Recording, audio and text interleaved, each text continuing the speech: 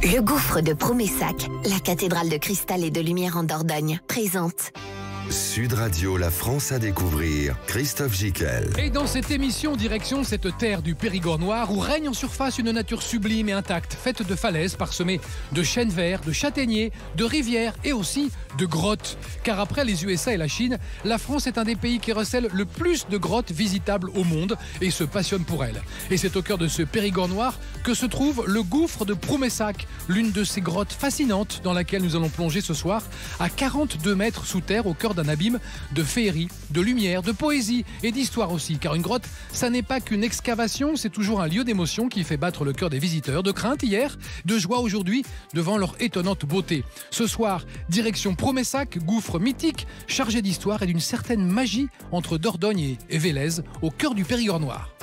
Sud Radio, la France à découvrir, Christophe Gicquel. Et pour parler du gouffre de Promessac, nous avons ses 4 meilleurs représentants. Régis Lambert, directeur général du gouffre de Promessac. Bonsoir Régis. Alain Frances, copropriétaire du gouffre et PDG du gouffre pendant 42 ans.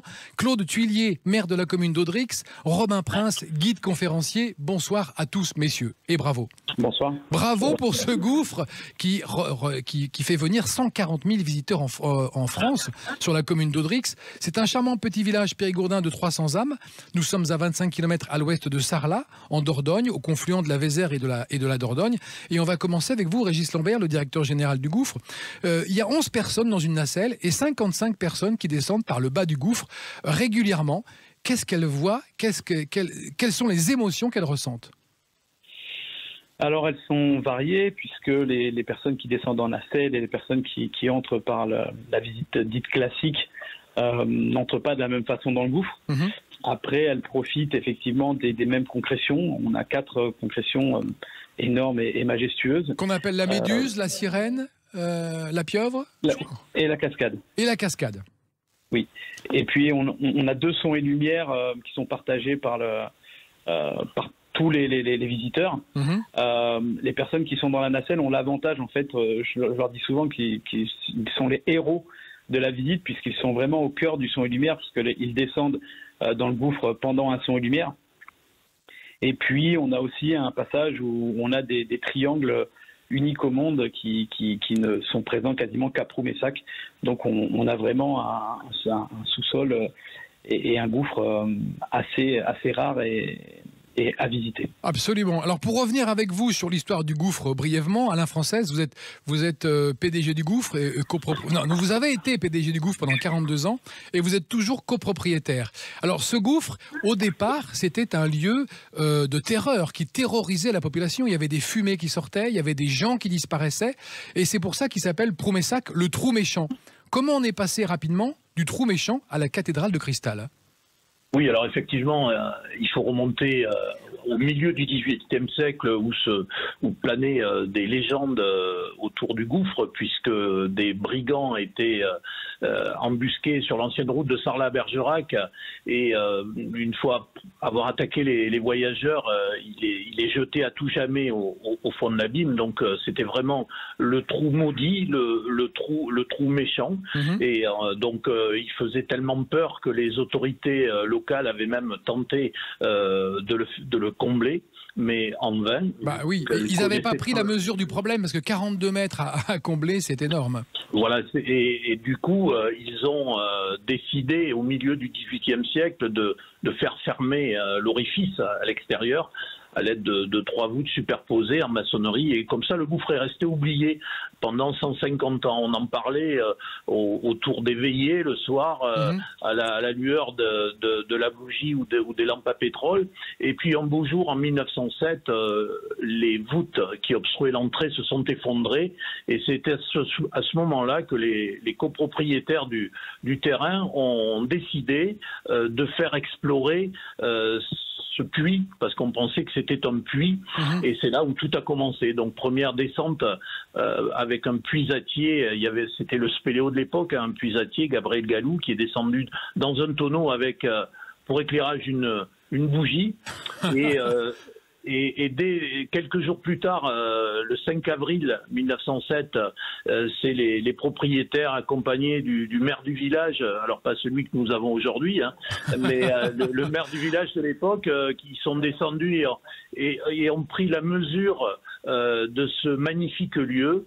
Et le temps que s'organise, il a fallu une petite année pour ouvrir le gouffre à la visite dès le printemps 1908. Et là, les visiteurs embarqués dans la nacelle 3 par 3. Avec un cheval, c'est un cheval qui descend dans la nacelle. Alors le cheval est arrivé que quelques années après, mais au tout début c'était un treuil manuel, donc c'était 2 personnes qui tournaient les manivelles pour faire descendre et remonter les visiteurs. C'est très archaïque. C'était des pionniers à l'époque. On peut dire ça, c'était des pionniers de l'aventure souterraine et des visites, puisqu'à cette époque-là, au début du XXe siècle, très peu de grottes se visitaient en France. On les comptait, je pense, sur les doigts d'une main. Absolument. Claude Thuillier, vous êtes maire de la commune d'Audrix, sur laquelle se situe le gouffre de Promessac. Alors, est-ce qu'on n'est pas peu fier d'avoir cette curiosité touristique sur sa commune? Mais c'est certain, on a été très fiers, parce que jusqu'à une certaine époque, on croyait même que c'était sur la commune d'à côté. on parlait toujours du gouffre de Promessac au Bug. Ah, c'est moche. Ah oui, c'était moche. Oui. On a eu du mal à le supporter. Oui. Mais bon, on s'est remis de ça. Et puis, comme vous le disiez à la française, le maire était courageux. Il est descendu le premier, pratiquement.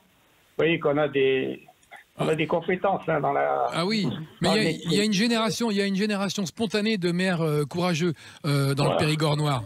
Voilà, c'est ça.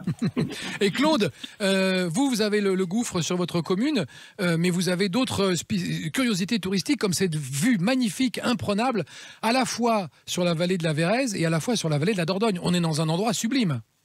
Oui, c'est ça. On est vraiment entre la Vézère et la Dordogne. Et de votre village, on a ce panorama. On a les 2 panoramas qui sont tout à fait sympathiques et très élevés. On est à une petite situation dominante, puisque...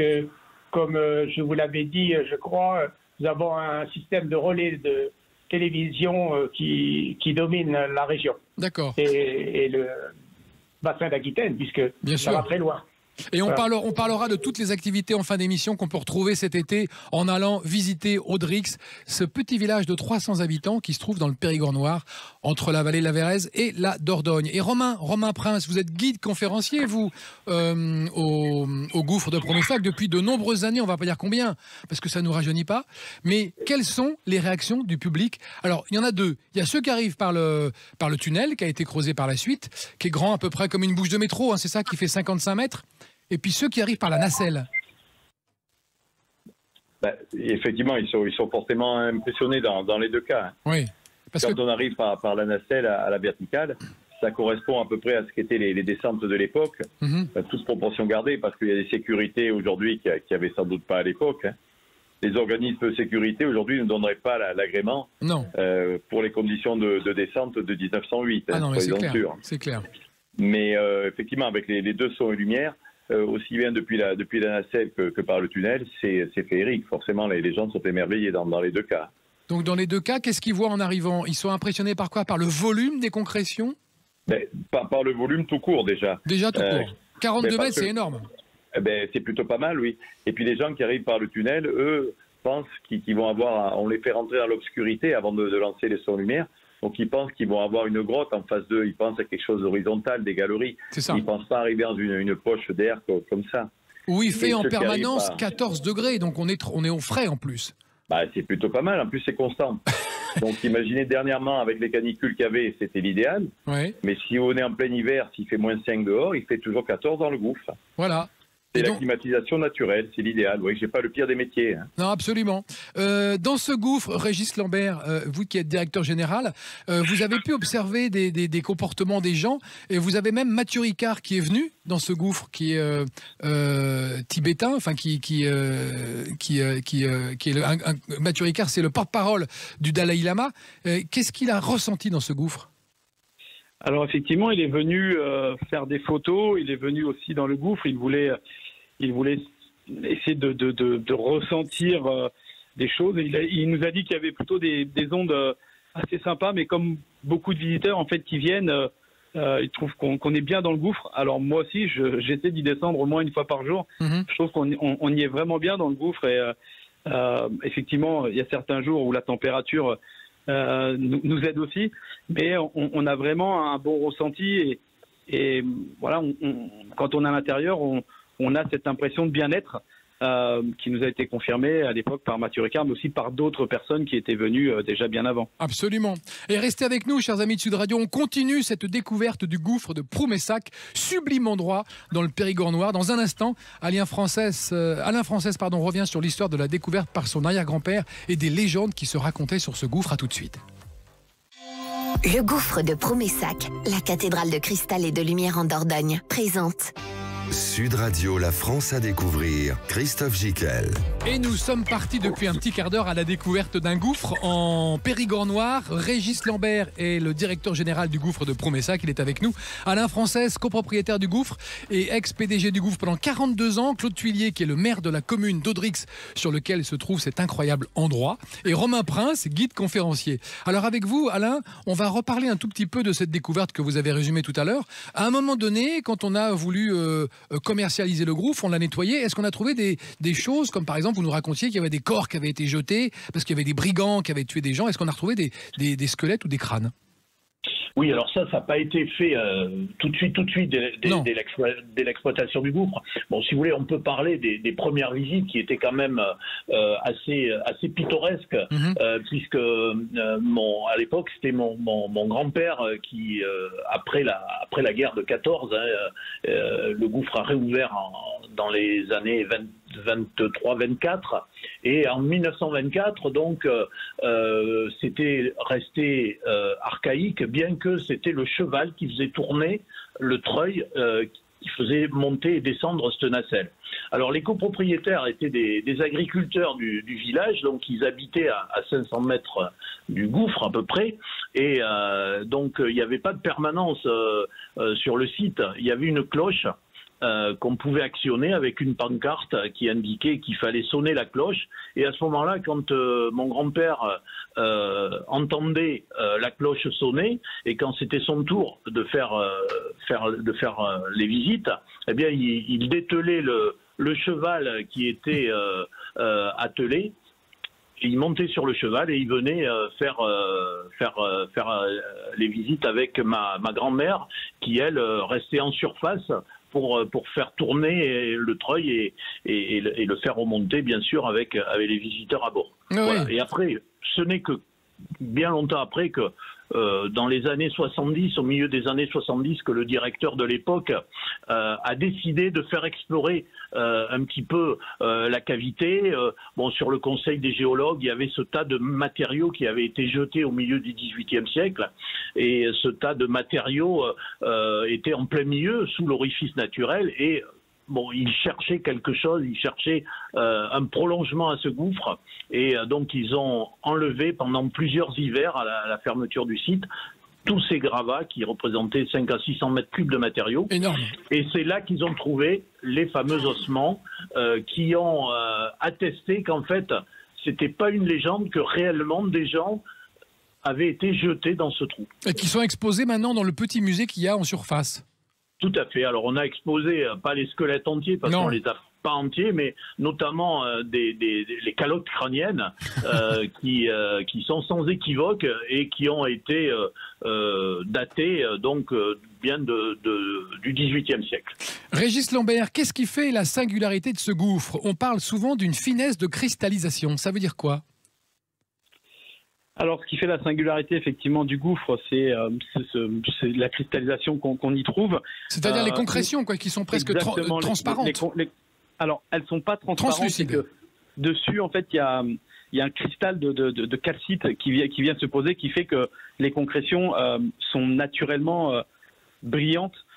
Le meilleur exemple, en fait, c'est les poteries qu'on place sous la méduse, notamment, qu'on laisse environ 1 an et qui ressortent totalement pétrifiés, en fait. Ah oui, alors comment vous faites ça ? Vous mettez un objet pendant 1 an et après il est pétrifié, en fait. De quoi ? C'est quoi comme matière ?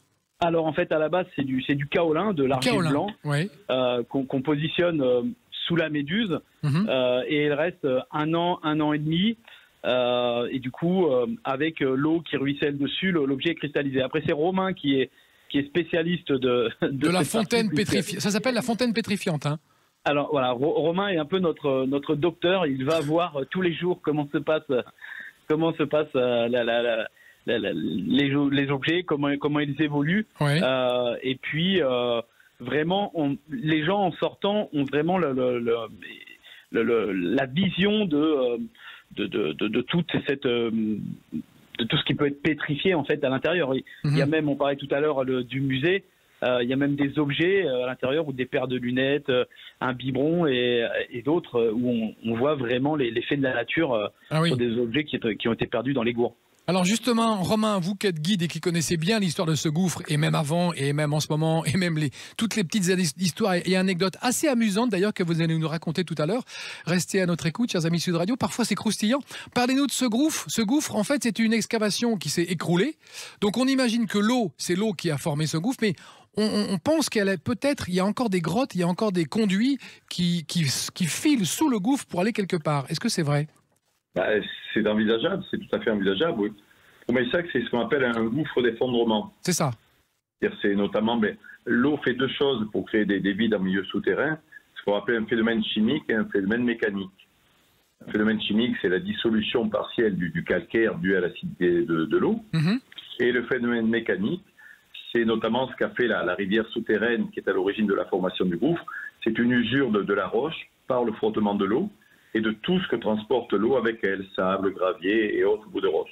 Donc comme un vide s'agrandit en milieu souterrain, forcément il y a des effondrements successifs au-dessus.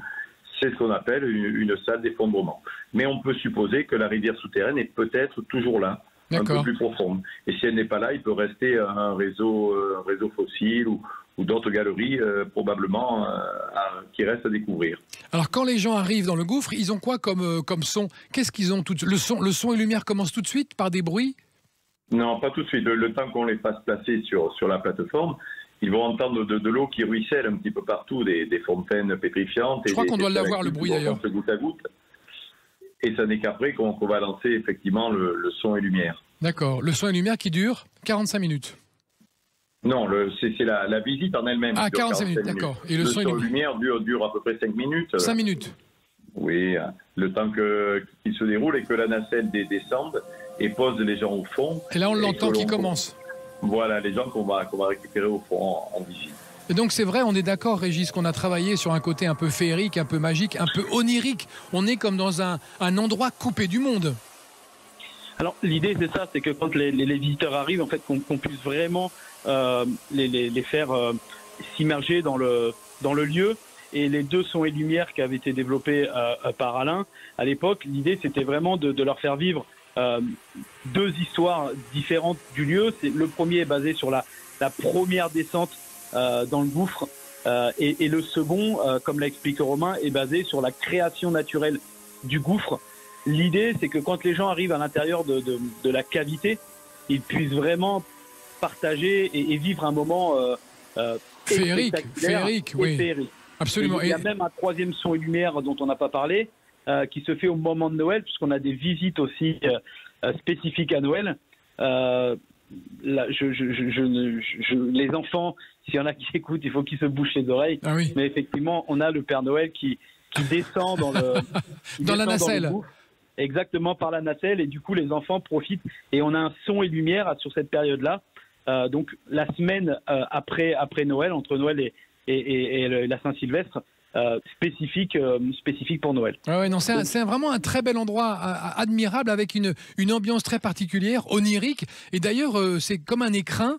Vous m'aviez raconté qu'il y avait eu un mariage qui avait été fait au fond du gouffre, et que la mariée était arrivée par la nacelle devant la noce, qui n'était pas au courant.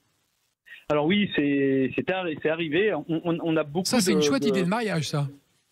Oui, ça peut surprendre. Bon, mais c'est vrai que c'est assez spectaculaire, parce qu'en fait, quand vous êtes dans la nacelle, vous allez traverser 12 mètres de parois rocheuses et vous arrivez au-dessus du gouffre, à une quarantaine de mètres au-dessus du gouffre, et ce qui fait que on a vraiment la sensation de grandeur dans le gouffre. En tout cas, on voit tout ce qui se passe dans le gouffre, et effectivement, il arrive que sur des événements, les gens en fait attendent en bas, ce qui avait été le cas pour le mariage.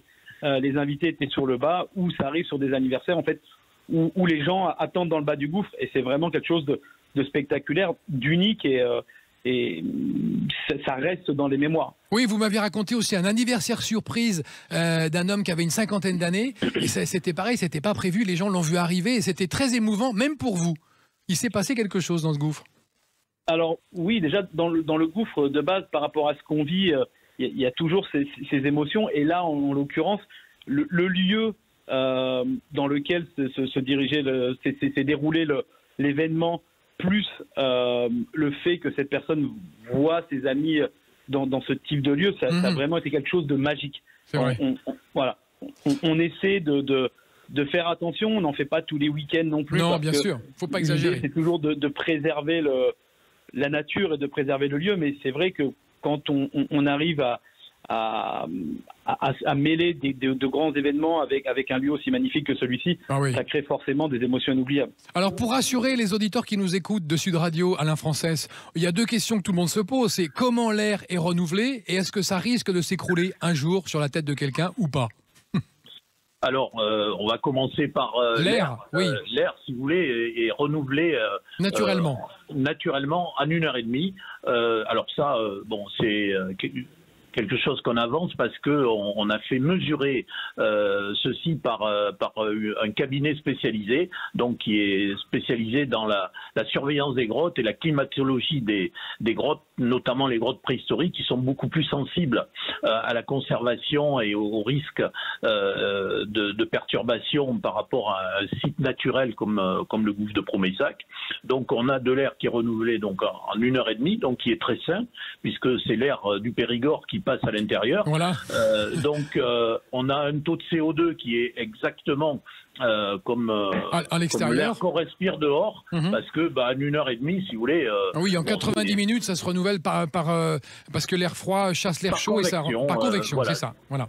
Et puis en ce qui concerne l'écroulement, alors, donc, au niveau de la stabilité du gouffre, le risque d'éboulement, je pense, pour plusieurs centaines de milliers d'années est nul, puisque on est dans une zone où il n'y a aucun risque sismique. On est sur l'échelle la plus faible qu'il y a en France. Les derniers ébranlements remontent à 5-6 000 ans lorsque les volcans d'Auvergne étaient en activité, mais aujourd'hui tout le monde sait que tous les volcans sont éteints et que il y a aucun risque de tremblement de terre, donc qui est le risque majeur pour faire effondrer une cavité. Oui, ça ne va pas s'effondrer comme ça. C'est vrai qu'il est plus clair et plus évident qu'on est en sécurité à l'intérieur de ce gouffre plutôt qu'en danger. Je crois même que quand il y a un gros problème extérieur, on aura plutôt intérêt à se réfugier dans le gouffre. Oui, tout à fait. Très bien, restez avec nous, chers amis de Sud Radio. On vous raconte comment tout à l'heure de l'eau miraculeuse est mystérieusement apparue dans le gouffre. Une grand-mère y a été oubliée, un couple a eu un bébé grâce au gouffre. Tout ça raconté par celui qui accueille le public depuis 36 ans, Romain Prince. Dans un instant, à tout de suite. Le gouffre de Promessac, la cathédrale de cristal et de lumière en Dordogne, présente Sud Radio, la France à découvrir, Christophe Gicquel. Nous sommes sous terre dans un gouffre magnifique, sublime, dans le Périgord noir, et Régis Lambert, son directeur général, nous en parle, ainsi qu'Alain Frances, qui a été PDG du gouffre pendant 42 ans. Claude Tuillier, là aussi, le maire de la commune d'Audrix, qui nous parlera tout à l'heure du rendez-vous incontournable de l'été sur sa commune, et Romain Prince, qui est guide conférencier au gouffre de Promessac, qui est vraiment un lieu absolument extraordinaire à découvrir si vous passez dans le coin, ou même si vous ne passez pas dans le coin, allez-y spontanément, allez-y spécialement. Hors saison, c'est bien parce qu'il y a beaucoup de monde en été et en août, enfin en juillet et en août. On continue à parler de ce gouffre avec vous, Régis. Dans ce gouffre, il a été retrouvé d'autres choses que des crânes ou des choses comme ça? Alors oui, il a été retrouvé un trésor. Ah, voilà, un trésor mérovingien. Un trésor mérovingien, effectivement. Alors on se pose toujours la question à savoir si la personne était poursuivie pour son trésor et qu'elle est tombée dans le gouffre, ou si c'est quelqu'un qui avait espéré le cacher ici, soit en descendant une corde ou quelque chose, et qui n'a jamais pu le récupérer, on le saura jamais. Et c'était quoi, des pièces d'or, des lingots, des bijoux? Des pièces, oui. Des pièces, d'accord. Des pièces de monnaie, effectivement. Alors, ça fait partie de la légende et ça fait partie des légendes du gouffre. Oui, il y en a d'autres. Oui, il y en a d'autres. Alors après, on a retrouvé des objets, on a aussi retrouvé au-delà des ossements humains, bon, il y avait des ossements d'animaux, etc. Mais voilà, on aurait bien aimé retrouver quelques gravures ou quelques peintures préhistoriques, mais ça n'a pas été le cas. Ça n'a pas été le cas. Est-ce qu'on peut dire que tout le gouffre a été exploré? Il n'y a pas une petite entrée quelque part, un petit truc et qu'on ne sait pas, non, vraiment? Alors, encore une fois, oui, il y a eu des... donc, Alain Français a fait mener des recherches. Pour l'instant, il n'y a rien de flagrant. Mais après, comme l'a dit Romain tout à l'heure, effectivement, il peut y avoir des cavités un peu plus profondes. Il peut y avoir un lac souterrain. Mais à ce jour, on n'a pas on n'a pas encore l'accès, ou en tout cas on n'a pas la preuve qu'il y ait quelque chose dessous, même si on aimerait tous y retrouver un lac ou autre chose. Mais peut-être qu'avec les nouveaux moyens d'investigation, laser, par résonance magnétique, tout ça, on va peut-être trouver quelque chose au final, parce que maintenant on trouve beaucoup de choses, même très loin sous terre. Alors oui, il y a ces possibilités, on l'évoquait il n'y a pas très longtemps, le 6 juin, là, il y avait la journée du monde souterrain, donc on avait les spéléologues de Périgueux là, qui sont venus, on discutait effectivement des nouvelles technologies. Après, voilà, c'est quelque chose qu'il faut voir. Il faut qu'on voit aussi, déjà dans un premier temps, continuer de respecter le lieu, et puis voilà, ne pas partir dans des fouilles billes en tête qui vont n'avoir qui vont l'abîmer que d'abîmer le lieu. Donc alors, voilà. Vous, Régis, qui est un grand mélomane, je le sais, est-ce que vous prenez plaisir à organiser des concerts de musique, et lesquels? Alors le mélomane le plus mélomane de tous, c'est Alain, qui est vraiment fan de musique classique. Mais effectivement, on a des concerts qui ont été organisés. Ça, c'est génial, c'est absolument génial cette idée. Bah, donc, ça se faisait avant la crise sanitaire, effectivement, où on installait une scène sur une partie du gouffre, et en fait, les gens venaient participer au concert. Et c'est quand même, encore une fois, on en parlait tout à l'heure, mais ça fait partie des événements incroyables qu'on va vivre une ou deux fois dans sa vie. Oui. Ça se passe en été, et on est assez limité en plus en nombre de places. Donc c'est vraiment quelque chose d'extraordinaire. Mais je me souviens aussi qu'il y a une scène d'un film de Claude Chabrol qui a été tourné au gouffre, et dernièrement il y a une scène avec Lily Depp, la fille de Vanessa Paradis et Johnny Depp, où il y avait un tigre. Vous avez fait descendre un tigre au fond du gouffre. Oui. Donc il y avait on a été ravis d'accueillir Laurent Lafitte et Lily Rose Depp. Oui. Donc ça c'était en 2019. Donc pour le titre du film, c'est Les Fauves. Oui, Les Fauves, donc, absolument. De monsieur Henriette, c'est ça. Voilà. Et donc effectivement, il y avait deux panthères dans. Ah, c'est des panthères. D'accord. Des panthères. Oui. Bon, je préfère les panthères que le tigre. C'est plus sympa. Et donc qui était tenu en laisse quand même. Ah bon, d'accord, tout va bien. Au cas où, on ne sait pas. Bon, très bien. Bon, voilà, ça, c'est une bonne chose. Parce que c'est pas trop leur habitat, quand même. Hein. Il paraît, non, ils sont pas très à l'aise dans des grottes comme ça. On va revenir avec vous. Et le premier film, c'était le Boucher. Le Boucher, c'est ça. Avec Stéphane Audran et Jean-Yann. Absolument. Un film de Claude Chabrol. On va revenir avec vous, Romain Prince, sur les anecdotes autour de ce gouffre de Promessac. Il paraît qu'un jour, il y a eu des truites. Oui. C'est malin, bravo. Ouais, mais elles sont pas venues naturellement. Hein. On les a un peu aidés à monter jusqu'au fond du. C'est une blague que vous avez fait à un collègue. Voilà. Pour la petite histoire, on avait un guide qui était un phénomène. C'était Monsieur Guy Lacombe, qui était une personne qui était vraiment haute en couleur, qui pouvait faire la visite en patois s'il le fallait, s'il y avait des gens qui comprenaient. Enfin, il était pour l'histoire, il était très fort. Pour la géologie, il disait qu'il ne connaissait pas grand-chose, mais il pouvait faire vivre sa visite d'une manière extraordinaire. Il y a des petits lacs qu'on appelle des gourds, sous une des principales fontaines. Effectivement, un jour, entre midi et 2, j'avais mis 3 truites que j'étais allé récupérer chez un marchand. Et lui, il savait pas. Donc, quand il a fait sa visite, il parlait il fait lever la tête à tout son groupe. Il leur dit, regardez, la méduse d'ici, elle est très jolie. Et vous voyez, l'eau coule sur une table, sur les poteries. Et là, il s'arrête et puis il voit ces truites dans le gour. Et littéralement, bon, là, il y a un gros mot, mais littéralement, il a dit, oh putain, des truites.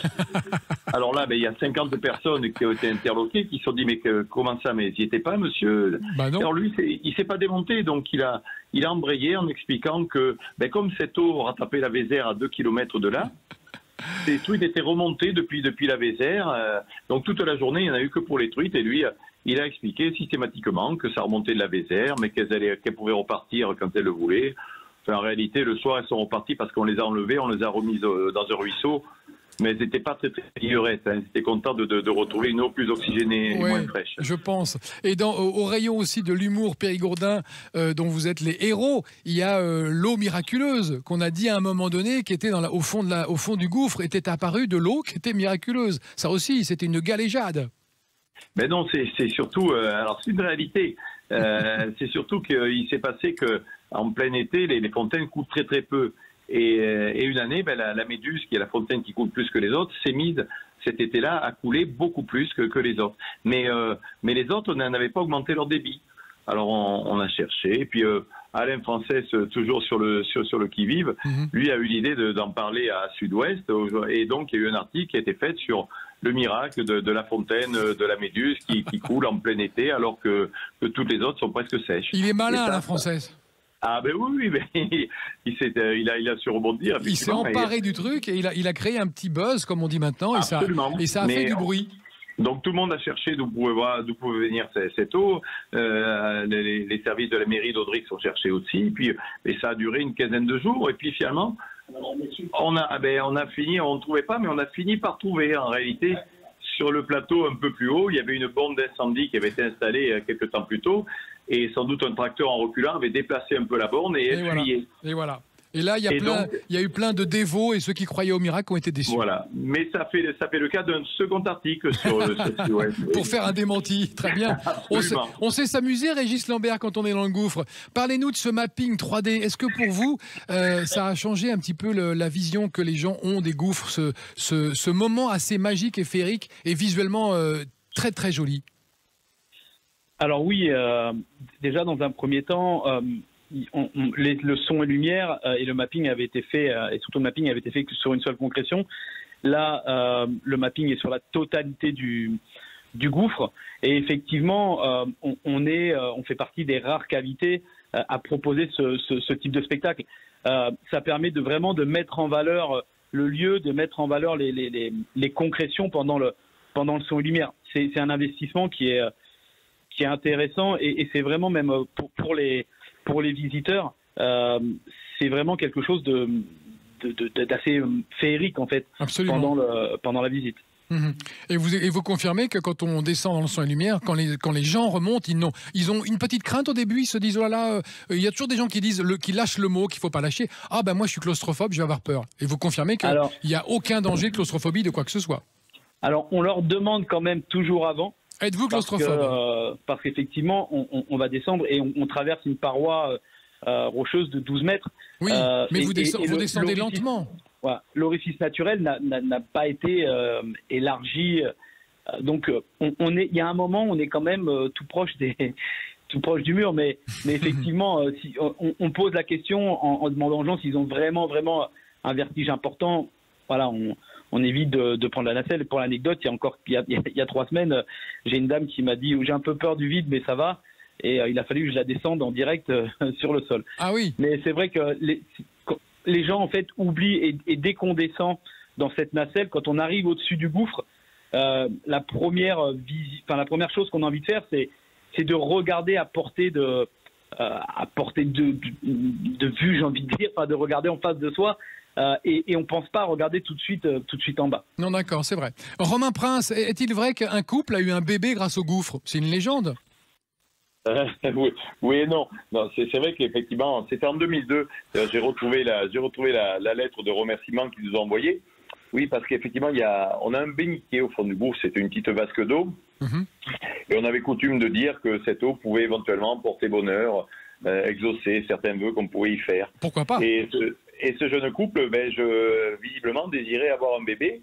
Et 9 mois plus tard, ils nous ont envoyé un petit mot disant que effectivement, ils avaient fait ce vœu-là au niveau du bénitier, puis qu'un beau bébé était arrivé et qu'il nous a remerciés. Ils ont cru à la légende. Bon, il y a des méthodes plus rigolotes pour faire les bébés que de tremper les mains dans le bénitier. Ah, je ne sais pas, je ne suis pas au courant. Un petit plus, je suppose.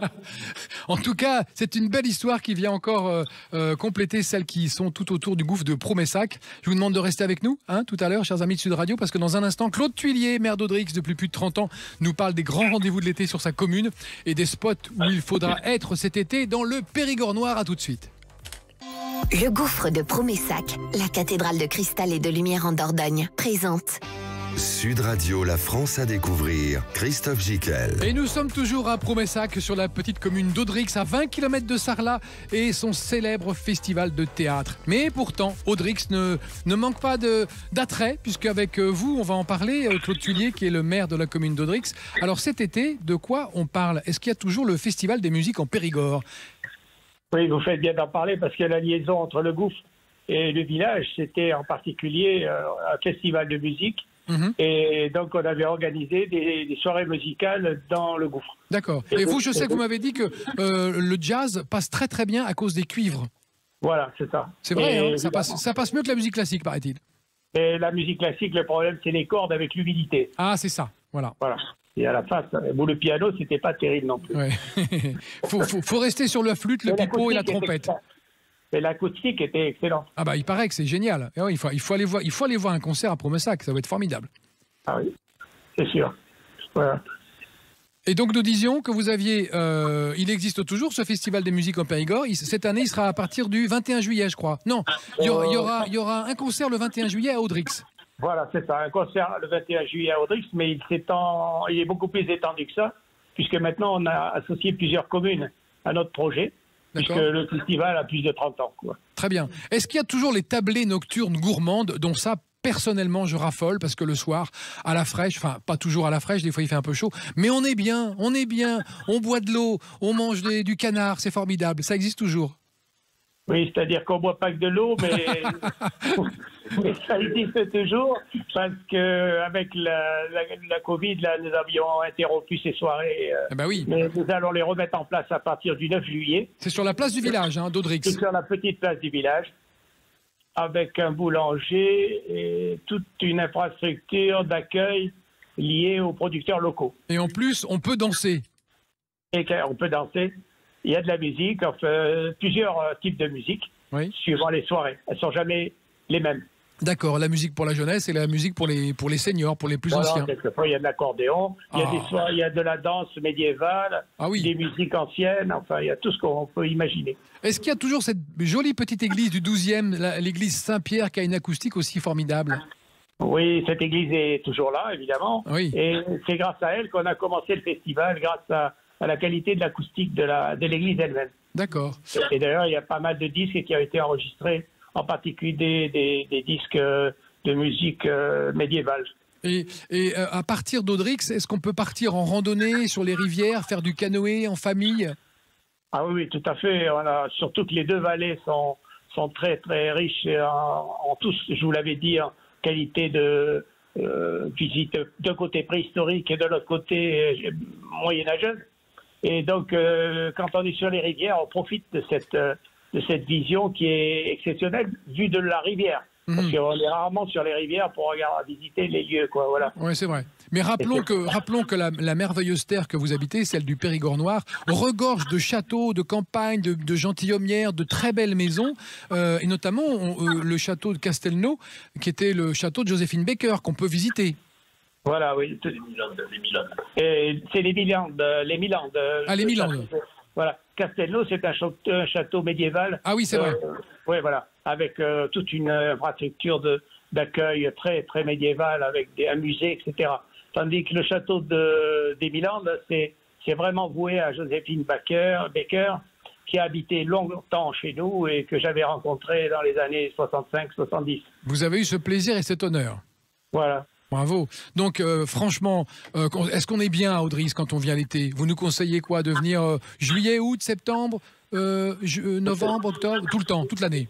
Oui, toute l'année, parce qu'à une époque, on avait des saisons, on allait en automne aux champignons, l'hiver, on avait de la neige, l'été, il fait bon, etc.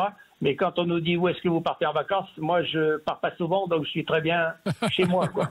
Et ce que je veux dire. Mais bon, j'ai envie de vous comprendre, hein, Claude. Merci beaucoup pour ce témoignage. On va revenir avec vous, Romain Prince, sur une dernière petite histoire liée au gouffre. Il paraît qu'une grand-mère a été oubliée au fond du gouffre. C'est quand même malheureux, hein. Oublié, oui, il y a un certain temps, parce que l'histoire, c'est qu'effectivement, on avait un groupe de 3e âge qui était venu visiter, et la doyenne du groupe, qui avait, je crois, aux alentours de 90 ans, la personne qui gérait le groupe me dit, mais c'est Madame Untel, elle va descendre jusqu'au fond, elle est très verte pour son âge, vous allez voir, il n'y a pas de problème. Alors donc, on a fait la visite, et quand on finit la visite, en remontant dans les marches, on croise un groupe qui, lui, descendait et partait en visite. Sauf que la mamie n'a pas fait attention, elle s'est embringuée dans le groupe qui descendait, et personne n'a fait attention. Donc le groupe de 3e âge est sorti, et au bout d'un moment, en extérieur, ils ont commencé à chercher la mamie, et introuvable. Alors ils ne comprenaient pas, ils sont allés voir si elle n'était pas dans le WC, dans le parc, etc. Et il s'est avéré que la mamie, elle a fait une 2e visite, elle s'est pas rendue compte qu'elle n'était plus avec ses... Elle n'était pas si verte que ça, parce qu'elle s'est pas rendue compte qu'elle n'était plus avec son groupe de 3e âge. Et c'était le même texte. Et qu'elle était avec un autre guide, et qu'en plus, elle revoyait les mêmes choses avec un commentaire qu'elle avait déjà entendu. Mais oui, mais ça, à mon avis, c'est l'émotion qui l'a submergée devant la beauté du site. C'est possible. Mais quand elle est sortie, je croyais-moi qu'il y a beaucoup de personnes qui ont poussé un grand ouf de soulagement. Ah bah oui, c'est sûr, parce qu'on avait perdu cette dame. Absolument. Mais tout s'est bien fini, tout s'est bien passé à la fin. Régis Lambert, vous qui êtes directeur général du Gouffre, est-ce que vous avez encore de l'émotion quand vous descendez dans cet endroit magnifique? Alors moi, j'en ai toujours, puisque ça fait pas très longtemps que je suis là. Hein. Je vais attaquer ma 2e année. Enfin, j'attaque ma 2e année. Mais je pense que le lieu est tellement magnifique qu'on en a toujours. Et moi, effectivement, tous les jours, je descends et je me dis, ah, il y a ça, il y a tel truc. On en découvre toujours. C'est un lieu qui vit tout seul, pratiquement. Hein. C'est un lieu qui a une âme.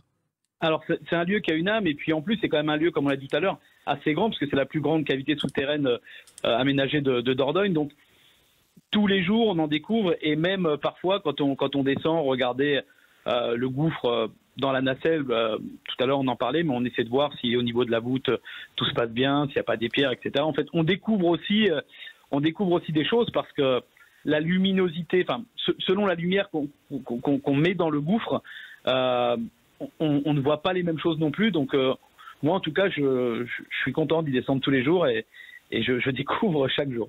Et quelles sont les perspectives de développement de votre entreprise aujourd'hui ?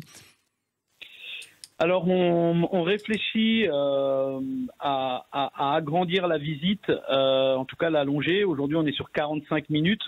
Donc, on est dans la réflexion d'essayer de la passer sur 1 heure, en proposant un pré-show. Bon, là, on n'est que dans la partie réflexion, mais l'idée, c'est effectivement, soit sur l'année prochaine, soit sur 2023 ou sur 2024, de pouvoir allonger la visite et accentuer aussi sur ce que Romain parlait tout à l'heure et Alain, sur les légendes du gouffre. Oui, ce serait bien. Ça, c'est un peu l'âme aussi du gouffre. C'est un peu l'ADN du gouffre, les légendes. Exactement, on le voit, et il y a beaucoup de questions sur cette partie. Il y a beaucoup de questions sur comment a été découvert le gouffre. Bon, ça, on en parle, mais sur les bandits, sur l'appellation du trou du diable aussi. Donc, tout ça, l'idée, c'est de travailler sur ces points et de faire un pré-show qui va faire que on va emmener les gens encore un peu plus dans l'envie de découvrir vraiment le gouffre. Et son identité, et son histoire, et ses émotions visuelles. Ça, c'est bien, c'est une bonne idée. Il faut travailler là-dessus, les gars. Hein. Eh bien, on y est, on travaille tous les jours. Alain Frances, on va jouer un petit jeu. Qui a dit « ça dépasse l'imagination la plus féconde » ? Eh bien, ça, c'est le Gabriel Galou, le découvreur du gouffre, le premier qui est descendu dans son tonneau. Et c'est ce qu'il a dit lorsqu'il a été remonté à la surface. D'accord. Et donc ça a été, c'est resté dans les annales, cette phrase. C'est un peu comme c'est un peu comme Armstrong quand il a marché sur la Lune. Voilà. Bon, ça n'a pas eu la même répercussion quand même. À peine. J'attendais cette remarque. Romain Prince, vous qui êtes guide conférencier, qu'est-ce que les gens vous disent et qu'est-ce que vous voyez dans leurs yeux quand ils découvrent le gouffre ? Oh, ben c'est de l'émerveillement. Chez les grands comme chez les petits. Hein. Oui. Mais non, mais ce qui est super, c'est les jeux des enfants, quoi. Là, c'est vraiment là, c'est merveilleux. Ils sont dans un autre, sur une autre planète. Mais non, j'ai pas encore du plaisir malgré toutes ces années à voir les gens effectivement s'émerveiller devant ce gouffre-là. C'est bien, c'est une bonne chose. Régis Lambert, j'ai vu sur votre site qu'on pouvait fabriquer de l'électricité pour descendre dans le gouffre. Alors oui, c'est une idée qui avait été développée et poussée par Alain à l'époque. Ouais. L'idée, c'était d'essayer de faire une visite la plus neutre possible. Donc effectivement, les gens ont la possibilité sur des vélos avec des génératrices électriques de produire 7 Wh et à la fin ils peuvent aussi avec un code et son site internet récupérer leur diplôme du bon citoyen, de l'éco-visiteur. J'ai encore hier je regardais des gens, je suis passé et c'est pas simple, mais il y avait des gens d'un certain âge, une bonne soixantaine qui voulaient finir. Ils ont pris un peu de temps parce que la dame me dit je veux faire une visite la plus neutre possible. C'est beau. Donc on a vraiment on est dans une démarche RSE depuis quelques années. Alain l'a vraiment poussé. Donc on a été, pour la petite anecdote, puisqu'on est dans la partie écologie, on a été le premier site touristique normé NF Environnement en Dordogne et le deuxième site touristique normé NF Environnement en France. Donc tous ces projets en fait entrent dans une politique RSE qui avait été poussée à l'époque par Alain Français. Parfait. Cette émission va se terminer dans quelques secondes, messieurs. On rappelle, Régis Lambert, qu'on peut se restaurer au gouffre. Non loin, on peut dormir si jamais on veut passer un petit moment dans la région. Et vous nous invitez à découvrir ce gouffre de Promessac qui est facile à trouver sur la route de... Alors c'est sur la route de Promessac, au lieu dit Promessac. Il n'y a pas de... on peut pas faire mieux. C'est hyper simple. Merci à tous de nous avoir fait découvrir ce bel endroit majestueux, splendide, qu'on a hâte de voir en vrai. Et si je passe dans la région, évidemment, je vous appelle et on découvrira le gouffre. Enfin, je découvrirai le gouffre avec vous. On ira manger au tablé à Audrix le soir. Ce sera formidable. Merci beaucoup à tous. N'hésitez pas. Merci, à bientôt. À suivre, Sud Radio fait son tour de France. Alexandre Priam, 3e étape, Vels, Sonderborg. C'est tout de suite. Et nous, on se retrouve la semaine prochaine dans La France à découvrir. Salut. Sud Radio, La France à découvrir. Christophe Gickel. Avec le gouffre de Promessac, la cathédrale de cristal et de lumière en Dordogne.